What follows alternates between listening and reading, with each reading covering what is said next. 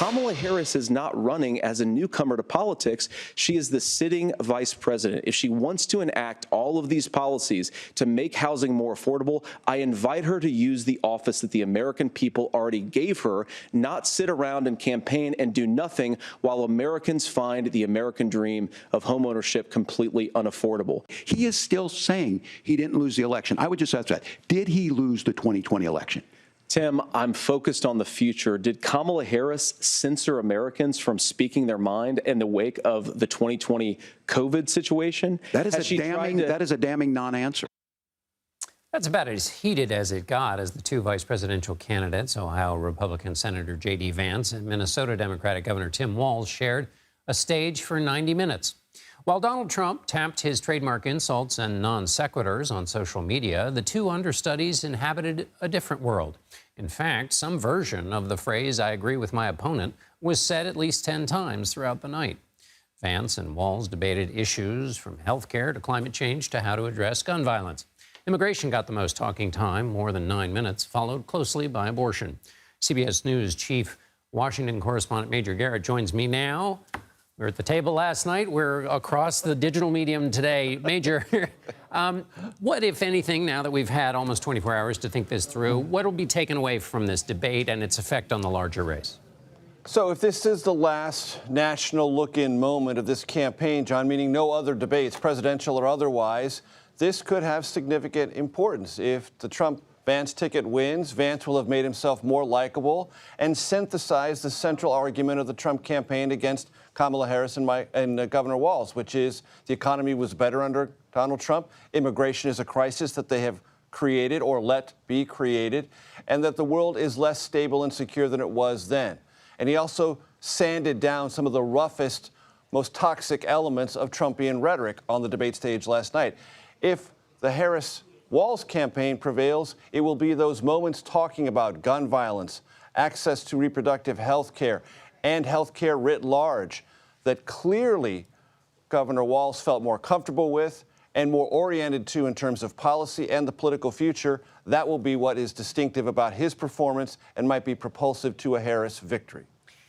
Since you are so often on the fact-check beat, do you have a general view of how the facts were treated by each side? I know it's very hard because there's a lot to be checked, but what's your general view about how that went in this debate?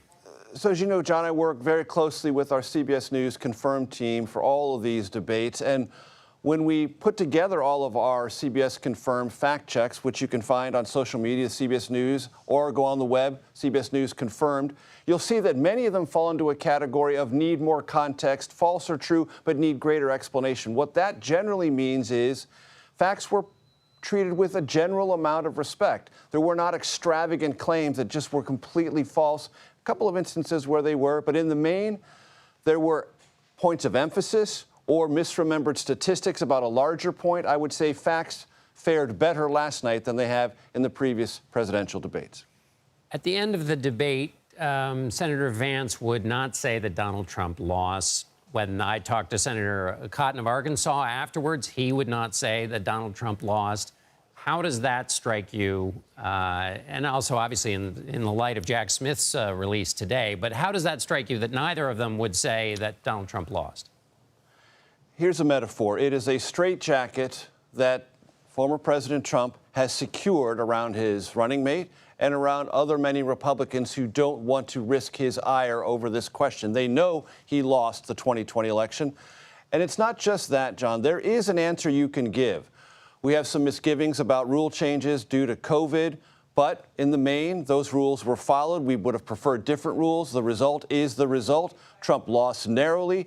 And what that would do is say, you know what? Many Republican legislatures and states that are going to be up for grabs have addressed some of the laws. We should have confidence in the 2024 election. Our misgivings about 2020 don't exist now. They won't even say that, John. And the importance of not answering the 2020 question inserts, possibly intentionally, unnecessarily, and possibly harmful doubt about the election in front of us. That is something Republicans are going to have to reckon with as this election approaches. Let me just grab and hold on to that for a second, Major, because what Tom Cotton and Senator Vance said is this is in the past. They don't want to talk about something in the past. The argument you just made, which I agree with, is But this is not about the past. This is about the future. It is not a contestable question, John. If you are a national party that continues to sow doubts about an election verified in every battleground state, not once, not twice, sometimes 3 or 4 times, that was judicially tested across the country, and some of the harshest rhetoric from judges about the so-called evidence presented came from Trump-appointed judges. If you cannot accept that result, then you are by definition casting doubt on the next election. And as you do that, you cannot argue to the country credibly that you are strengthening this republic, this democratic experiment. You can only account for the weaknesses you are intentionally injecting into that scaffolding, that infrastructure. Major Garrett from Washington, D.C. Thank you, Major.